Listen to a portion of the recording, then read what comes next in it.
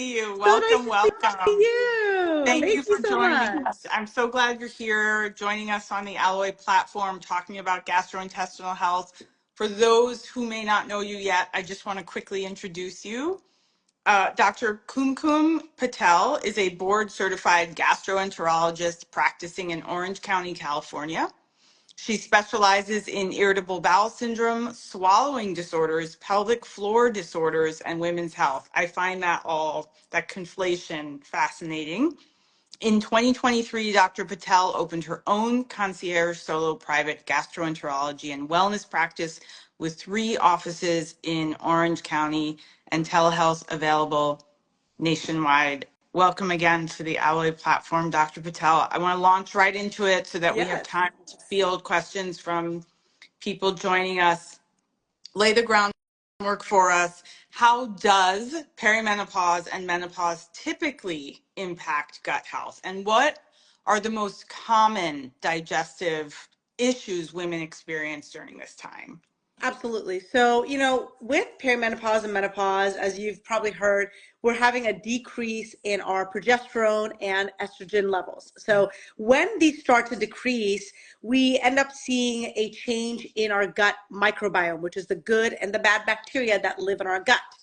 And with those changes, that influences how our gut moves. It influences how we are sensitive to fluctuations like bloating, constipation, pain. And it also causes what we call dysbiosis, which means that it can change the actual composition of the microbiome itself.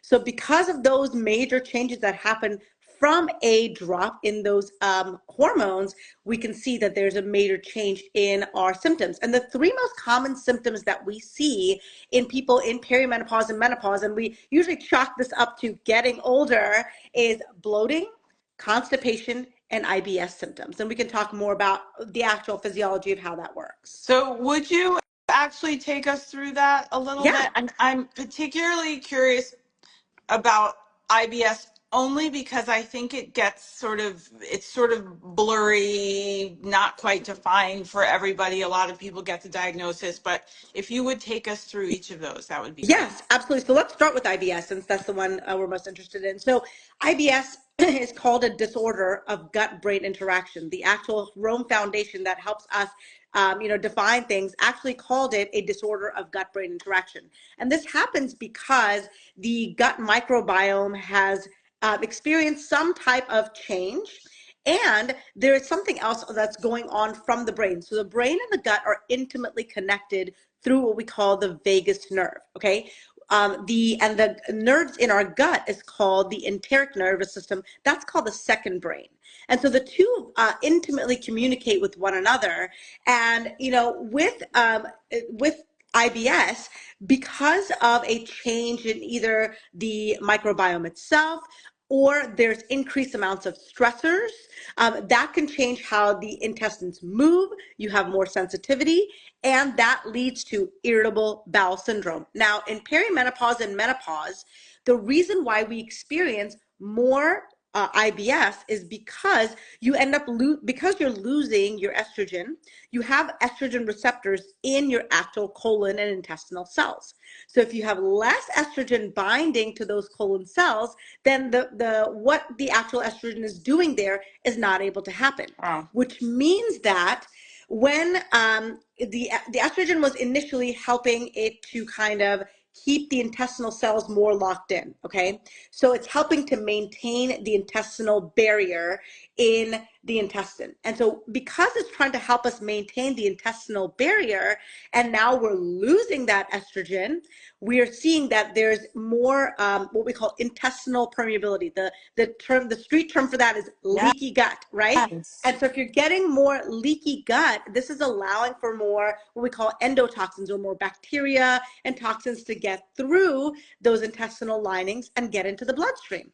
Those toxins are now triggering for some type of inflammation to happen, and it's allowing for that inflammatory process to say, okay, now we're going to become more insulin resistant, or it's going to trigger the brain to say, okay, you know what, we're not going to make as many of the happy hormones because our intestinal microbiome, our bacteria, are primarily responsible for making our happy hormones, our serotonin, our dopamine, our GABA. And so because we're making primarily all of that there, we see that, lack of having the estrogen being able to protect that lining, we're getting more leaky gut and more IBS symptoms.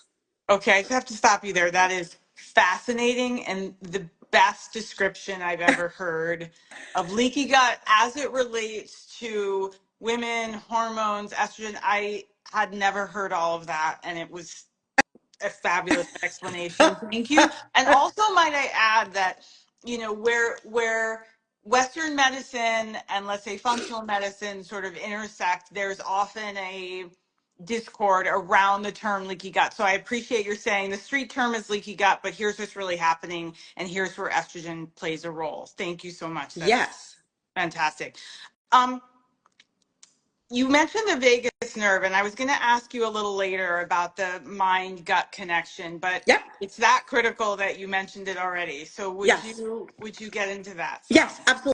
So, like I said, the gut is called the enteric nervous system, which is the nerve surrounding the gut, is called the enteric nervous system. And it's called the second brain because our gut microbiome, that's the bacteria that's there, is controlling those nerves. And the way it's doing it is that the bacteria in our gut, which is called the probiotic bacteria, are eating fiber, which is the prebiotic fiber. So when it's eating that, it's actually producing something called postbiotics. So you think of what the actual bacteria are making is what's most important for us. And what the bacteria are making are something called short chain fatty acids. Now, these short chain fatty acids are super important because this is what regulates how we regulate our mood. They are actually communicating with the nerves in our gut to send messages back to our brain that's saying, okay, we're going to be happy, or we're going to tell the brain to release more serotonin, or we're going to be less anxious. It's also communicating with our gut to release immune regulators to say, okay, we're more protected, or we're in a state of immune dysregulation. We're going to be compromised or not compromised. It's also controlling how we respond to hormones like cortisol, which is our stress hormone. So our gut microbiome is so important because it's making the products that is helping to communicate with the nerves in the enteric nervous system through the vagus nerve back to the brain. And then vice versa, what happens is that when we experience stress, it is actually telling the brain, okay, something bad is happening. Whether it's a physical stress, like you got to run away from a tiger in the woods, or there is a car accident, or you have trauma in your past, or you're in a bad relationship, you've been abused in the past, you were in the military, something has happened that is traumatic, whether it's physical or it's psychological, those things release the stress hormone called cortisol.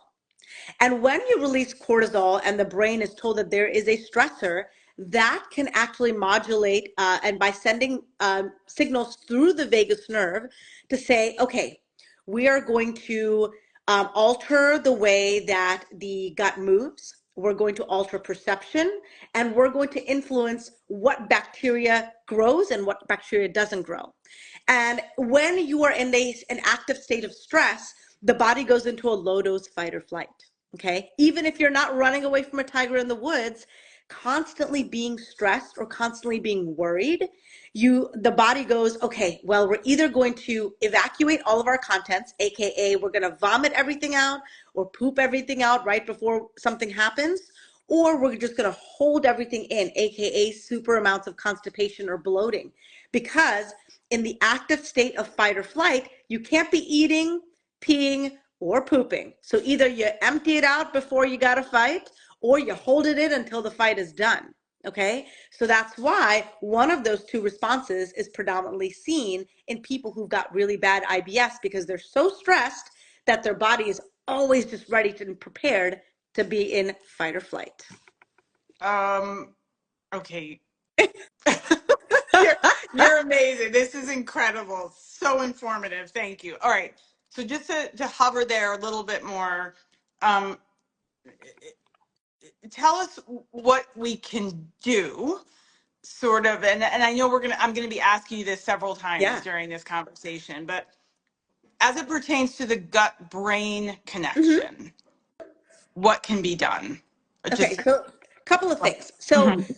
because the gut brain axis is what we call bidirectional, which means that it works both ways, you have to take care of both ends because it's a cycle, right? If you don't take care of the gut, it doesn't take care of the brain. And if you don't take care of what's going into the brain, aka stress, information, then it's going to affect the gut. So let's start with the gut.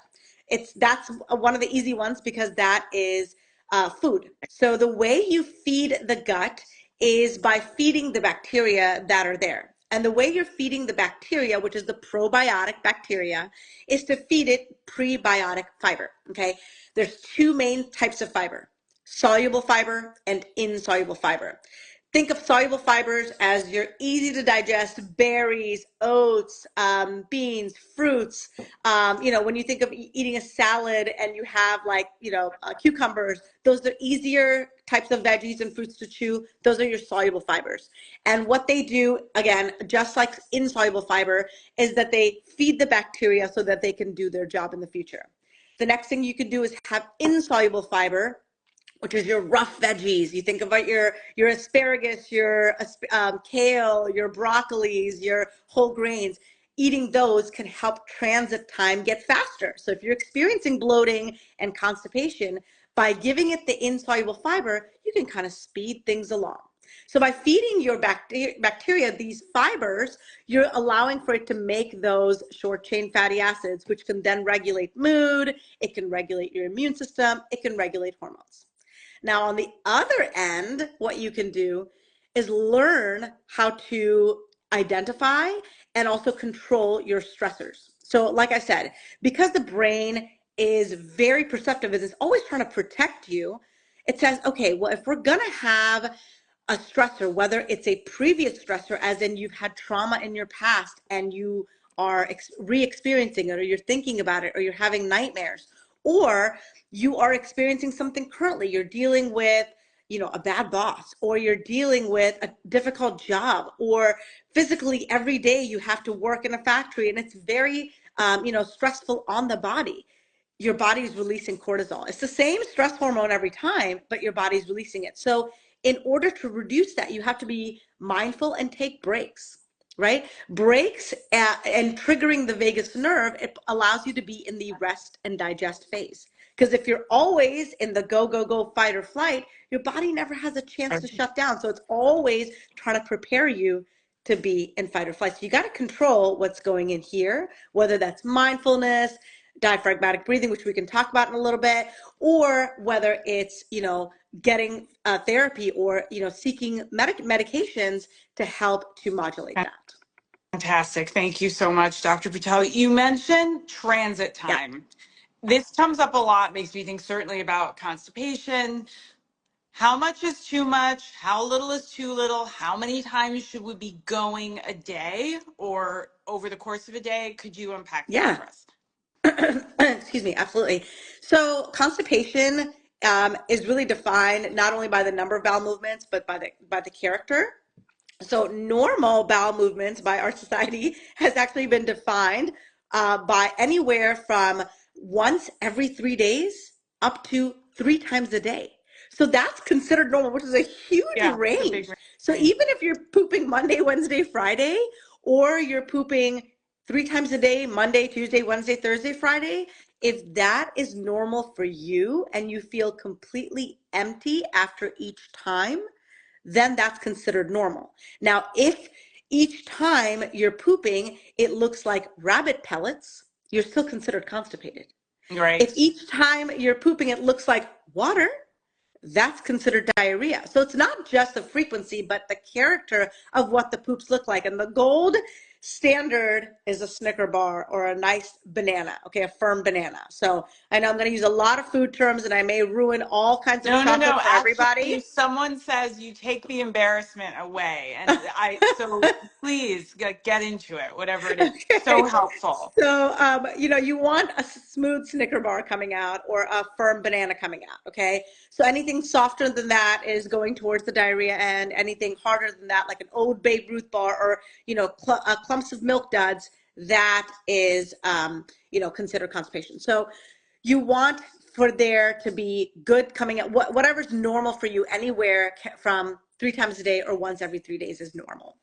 And transit time is really defined anywhere between 14 to 59 hours from mouth to butt. No Okay. matter what you No eat. matter what you eat. So it depends on each person. And again, Mm. what medications you take, if you're on, certain, if you've got underlying thyroid issues, if you've got underlying hormonal issues, if you're perimenopausal, that changes, Right. right? And so norm gets redefined each time. And I think it's really important to understand what your previous was, how that was influenced by what meds and state of stress you were in. And then you go from there. Dr. Patel, for someone who is, let's say, in their late 30s and sort of just becoming educated about the fact they could indeed be in perimenopause and symptoms are starting gastrointestinally, can you help us take a look at what they should be looking for, what might be a red flag, when to seek further help, what's normal, what's not? I hate to use that Yeah, term, yeah. but I know No, what you mean. absolutely.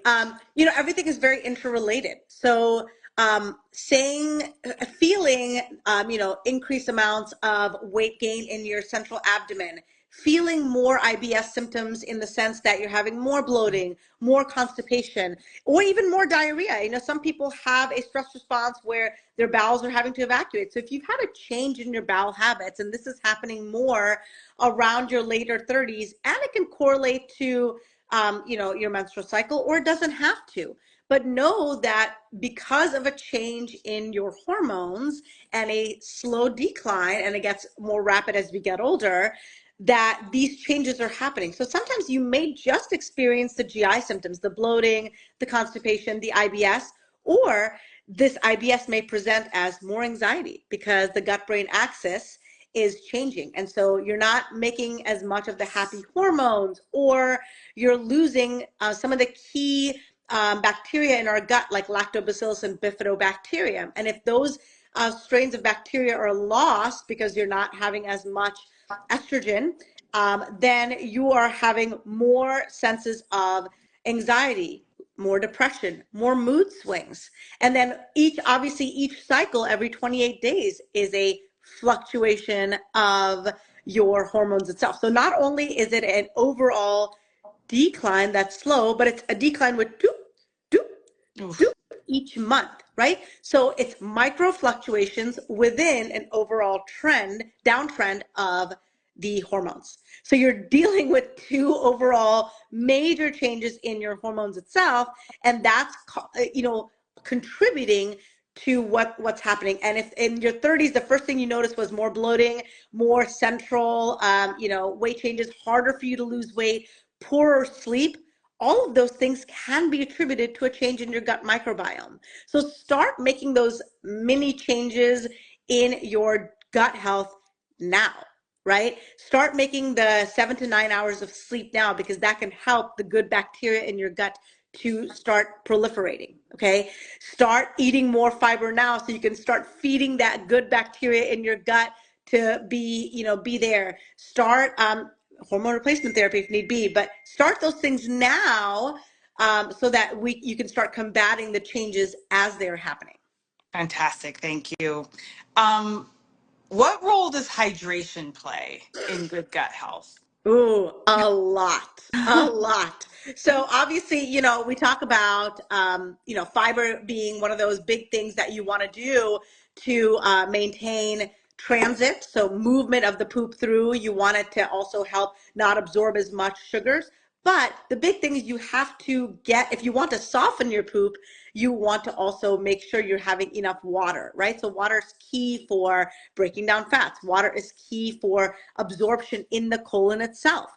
The predominant portion of absorption happens in the colon. And so that is where we, rely on our bodies to soften up the poop and make it easier for the poop to come out. So that's why you really want to have at least 64 to 100 ounces a day of water so you can kind of keep things moving and prevent dehydration. You mentioned sugar, I think, or you said something that made me think of sugar. Tell us about sugar and its role. If it's a big deal, if it's not, if fruit is really okay or not. So all of the above. Okay, great. Let's hear it. Each of these topics could be an entire Instagram live in itself. We're going to do it. We Webinar should, coming right? up. Yes. Yeah. So refined sugars are very different from natural sugars, right? And glucose sugar is different than fructose sugar. Okay, so glucose is something that all of our cells in our body need because we are doing metabolic processes all day. And, our body needs that as a primary source of fuel. So you want to get it in natural forms, whether it comes from vegetables, grains, rice. But know that fructose, that's the things that's found in fruits, and the processed sugar, which is high fructose corn syrup, not only makes it harder for us to use it for consumption and energy, but it also triggers insulin resistance and actually triggers for the body to start storing that sugar into our cells in the form of fat. Fructose actually it says, okay, you know what? We don't need all of this. We don't need all this energy. So we're just going to keep it in case you go into fight or flight and you go into battle or you're running away from a tiger. We just want you to have extra stores of energy, but we're not going to use this up right now. So let's just keep it for later. And that later ends up being a store of fat. And guess where you're going to deposit that fat? In the midsection, because it's the largest area.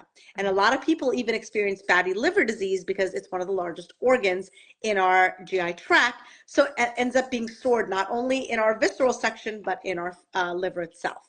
So we see a lot of that. So refined sugars trigger high amounts of insulin, and whatever you don't use up gets stored as fat.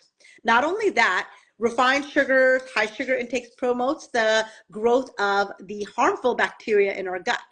And so that harmful bacteria tells our brain, ooh, yeah, we like this. We like this candy. It makes us feel good. It gave us a quick dopamine hit and made us feel good. We want more. Right. We want more. So now you're craving more of that bad, candy, that bad, whatever, Cheetos or whatever else. And so your body wants more and more of that.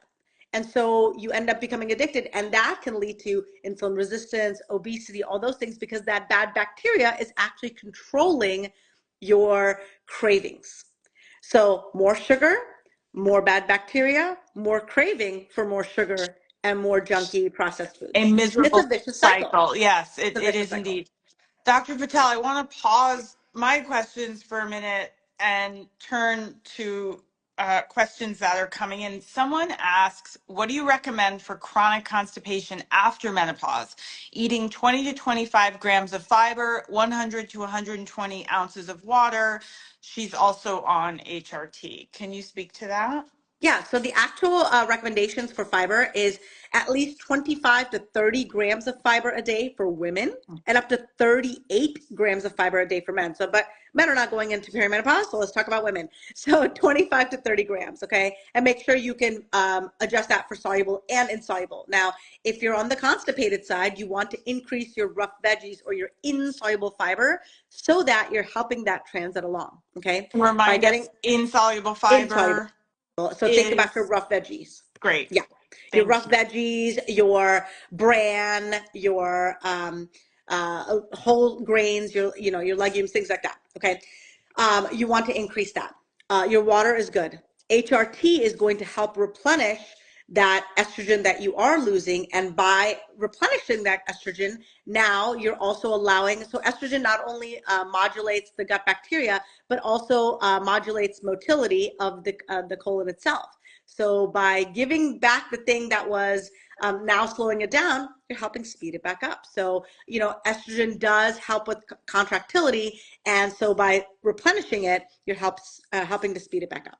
And for anyone who may not know, motility of the colon is the colon's ability to literally move and push things through it. Okay, terrific. Correct. Thank you. Yeah.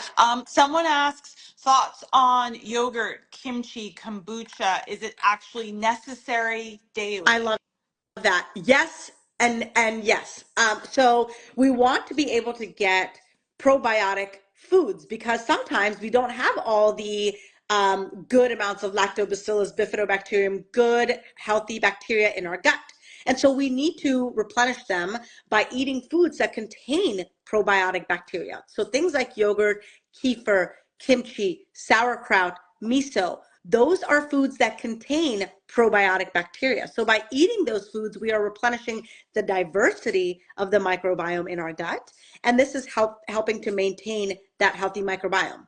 Now, you can't just eat those foods and not feed that bacteria. So now you got to eat that fiber in addition to eating those fermented foods. So you got to eat those veggies, those legumes, the onions, the leeks, the garlics, the artichokes. So don't avoid those. I know for some people, they can cause a lot of bloating and gas because they're called high FODMAP foods, but that is what's feeding the bacteria that's in our gut. So it's important to do that. So eat the bacteria in the form of fermented foods and then feed that bacteria in the form of fiber. And I'm reminded a probiotic is so helpful as well. Yes? So if you're not getting a good, adequate, diverse, diet, which is rich in probiotics, then yes, sometimes a supplementation may be necessary. And there's a lot of different pills out there. Is there one that's a silver bullet? No. And I'm not going to nice one. I just want to let people know we have a nice one at Alloy. If you're interested, take a there look. Are it's great ones. Lovely. There are great ones, and you want to make sure that they are diverse in their bacterial content. You don't want just one strain because that's not doing any good. You want multiple strains of bacteria in there. You want multiple strains to cause diversity. You want things like lactobacillus, bifidobacterium, Saccharomyces, Akkermansia. These are all things that are helpful to allow for diversity in your gut. So if you're gonna take a probiotic, get one that has a lot of strains in it. And that's kind of the bottom line. Dr. Patel, another question. Is my oral progesterone causing my GERD? My gastrointestinal doctor, said it is. Okay. Any thoughts on that? So progesterone, oral progesterone or oral estrogen? Sorry, I missed oral that. Progesterone, sorry. So progesterone is a funny hormone. So during our periods, right, high amounts of progesterone, which happens at the end of after ovulation, right, our progesterone levels rise. And that's where we're in a high progesterone state because our body's trying to figure out if we're pregnant. If we're not pregnant, it drops, and that's when you get your period, right? So now, if you're having periods still and you're taking progesterone on top of it, which means you're in a higher state of progesterone overall, not talking about the trends, but in an acute state, that can actually slow down transit.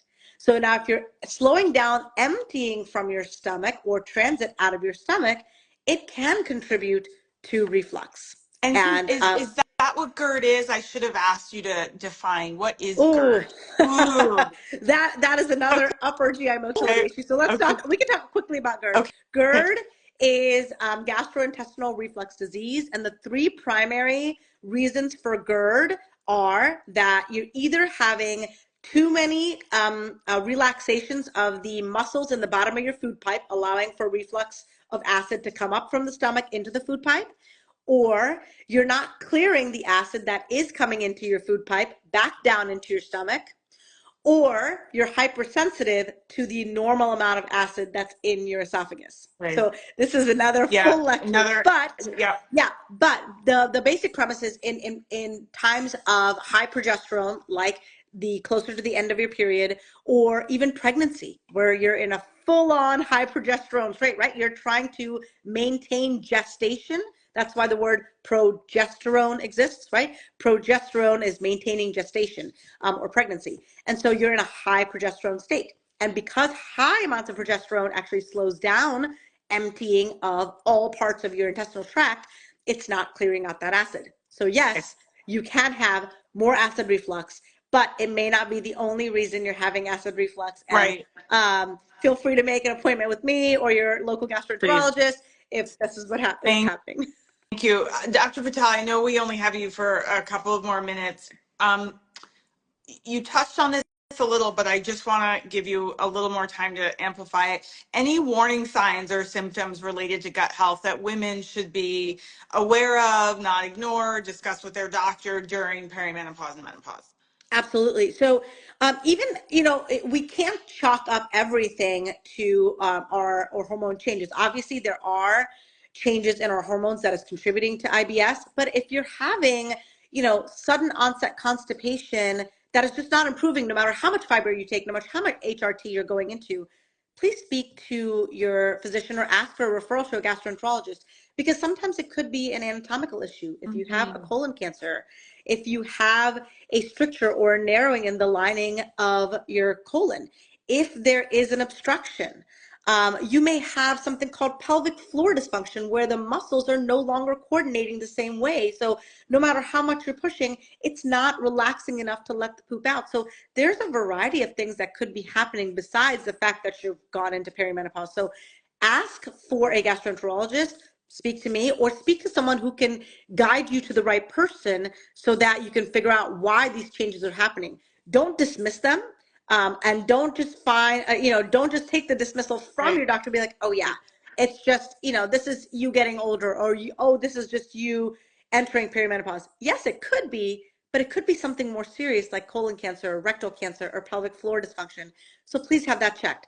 The next thing is if you have blood in your stool.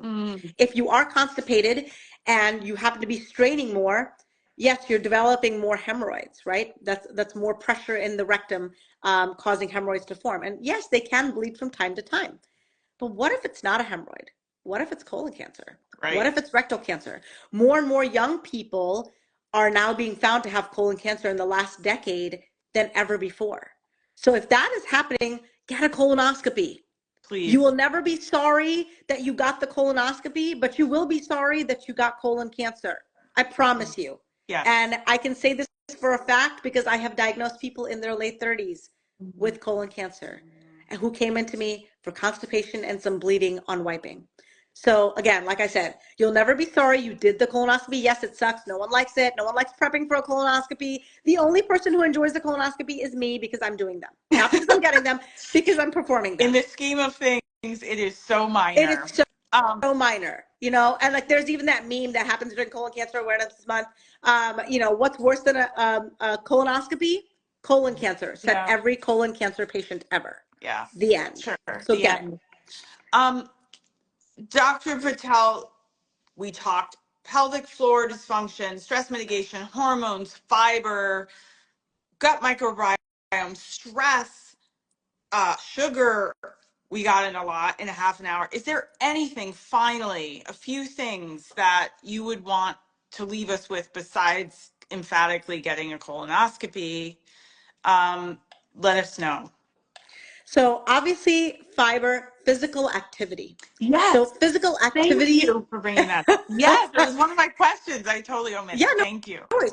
Physical activity. So physical activity not only is great for colon transit because movement of your body leads to movement of your bowels. Okay, so you want to be able to move every day, even if you don't have to be doing CrossFit. You can go outside for a 20-minute, 30-minute walk. Get your steps in and if you get a walk in nature, you're allowing for your gut microbiome to make that short chain fatty acid on its own. So aerobic exercise actually allows for your gut bacteria to make those short chain fatty acids the same way that eating fiber will allow the probiotic bacteria to do that. So exercise naturally is helping the good bacteria do its thing. Exercise also allows for muscle mass to be maintained. The more muscle mass you have, the more we have places to put that glucose and be less insulin resistant because we're losing muscle mass as we lose estrogen. So do exercise that helps resistance training build that muscle mass, because of maintaining that muscle mass, you now have a place to put glucose, right? So you're giving your body a way to decrease insulin resistance. By lifting and doing muscle strength training, you're also releasing something called BDNF, brain derived neurotropic factor. And that is something that is an immediate mood boost. By releasing that in your brain, you can decrease anxiety and depression. So exercise moves your gut, helps the bacteria, and helps you be less anxious and less depressed. So get your exercise, get your fiber, get your water, and see your friendly gastroenterologist. Dr. Patel, hands down, you're on fire. This was a brilliant conversation. We are definitely going to speak with you again. I hope many people. Thank you, thank you, thank you, thank you, thank you. Thank you. Someone, at least a couple of people asked where to find you. Remind us, you're in California. You do, have a telehealth practice as well. Let Yes. us know.